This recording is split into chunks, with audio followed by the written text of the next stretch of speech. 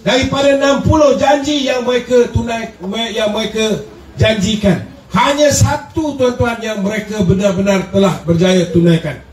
Apa dia tuan-tuan? Hapuskan GST.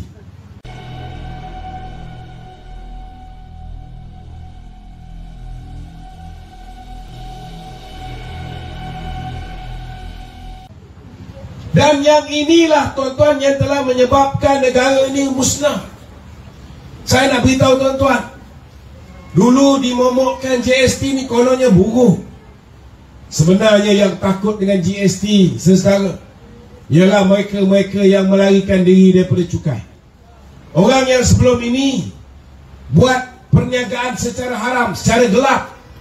Lebih 30% tuan-tuan perniagaan di pasaran gelap. Mereka telah masuk, declare dan membayar cukai GST. Kerana mereka tahu bila mereka bayar cukai GST, cukai itu boleh diklaim balik.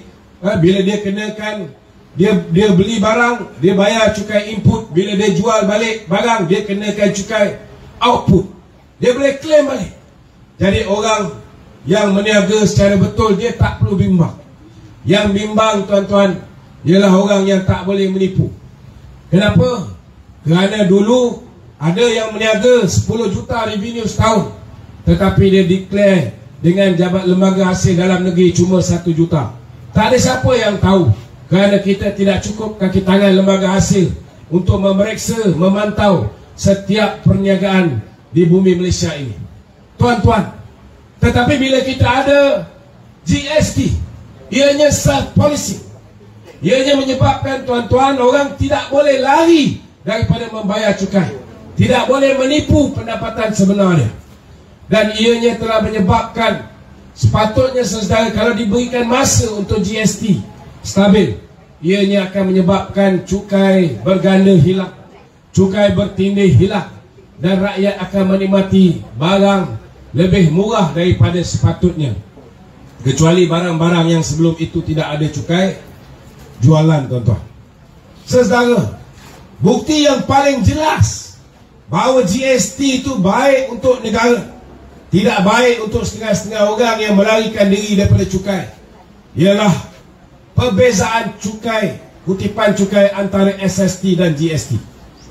2014, tahun terakhir kita kutip cukai SST, kita hanya berjaya mengutip 18 bilion ringgit saja tuan-tuan.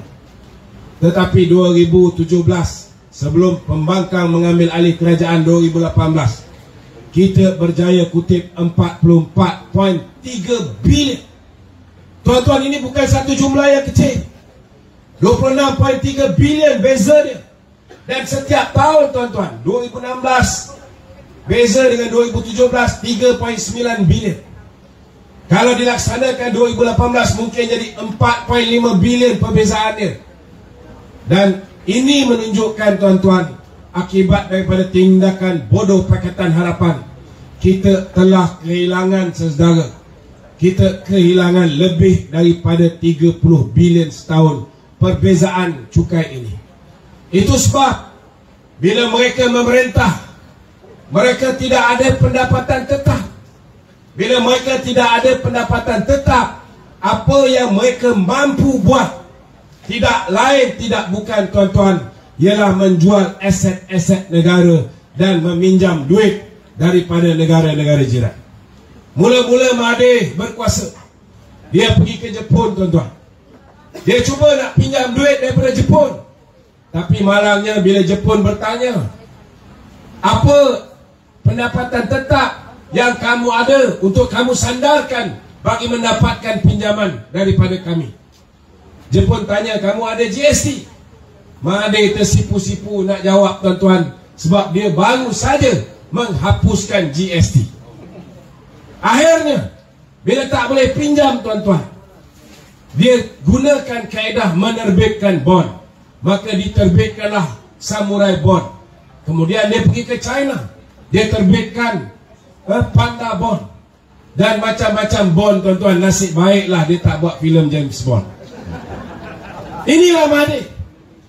Dia tak tahu nak buat apa. Yang dia tahu, dia pinjam duit. Tetapi masalahnya 2018 termasuklah di Bangi ini. Bangi adalah tempat tuan-tuan di mana ramai profesor-profesor, ramai pensyarah, pendidik yang cerdik, pandai, peguam, doktor. Betul tak betul? Tapi kadang-kadang saudara minta maaf cakap, kita lihat keputusan di Bangi pada pilihan raya umum 2018, seolah-olah cerdik, pandai, ilmuwan ini tiba-tiba jatuh bodoh, tuan-tuan. Betul? Saya ada bukti. Saya cakap berdasarkan fakta, bukan auta, tuan-tuan. Bila Mahathir kata Malaysia nak bankrupt, mereka pun percaya, betul, Malaysia nak bankrupt. Bawa Najib, Malaysia nak bankrupt. Hey, come on, you got your own brain. Bukalah website Bank Negara. Kalau tak percaya dengan indeks prestasi yang ditunjukkan oleh Bank Negara, buka website World Bank. They can never lie. Buka. Kalau dia buka, dia tengok kadar hutang kita. Berapa hutang Malaysia? 2015 hutang kita lebih 54%. 2016 kerajaan BN berjaya turunkan menjadi 52% lebih. 2017 kita turunkan lagi tinggal 50.8%.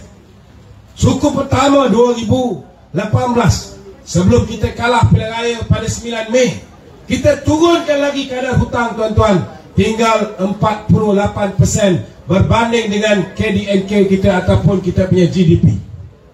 Sehat tak sehat, tuan-tuan? 48%. Sangat sehat.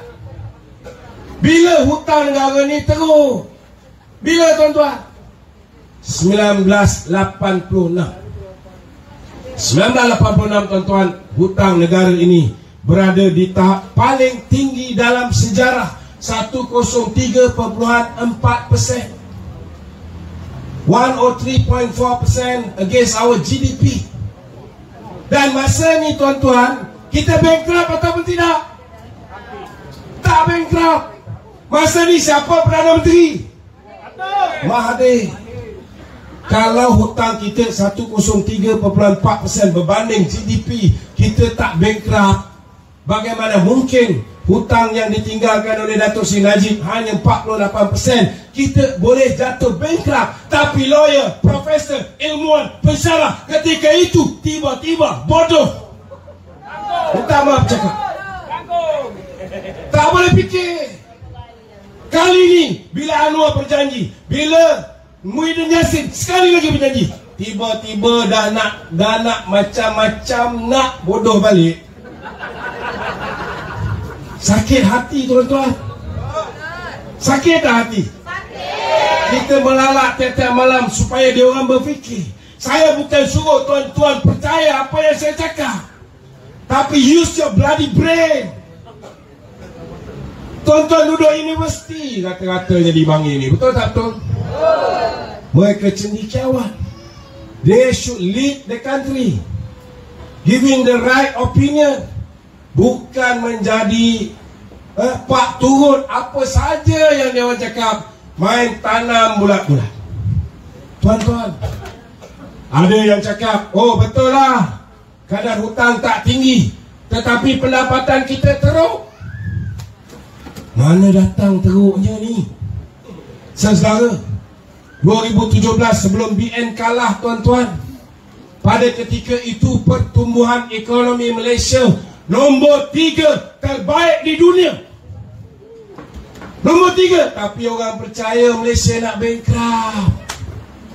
Nombor 1 siapa? Filipina, 6.9%. Nombor 2 siapa, tuan-tuan? Negeri China, 6.7%. Malaysia 5.9%. Saya nak beritahu saudara, pada ketika itu, tuan-tuan, ekonomi Amerika pun 1-2% saja. Negara-negara maju 1-2%, tuan-tuan.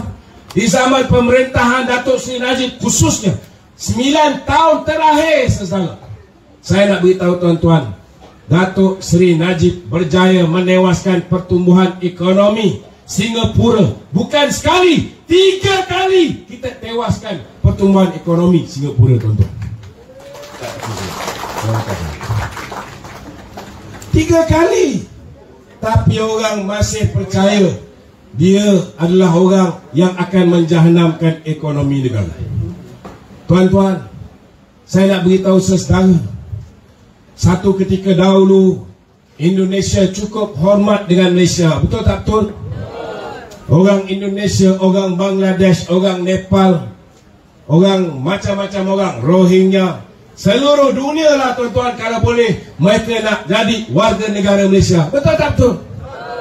Kalau nak jual IC ni tuan-tuan, kak pengenalan, Malaysia punya IC paling mahal di dunia.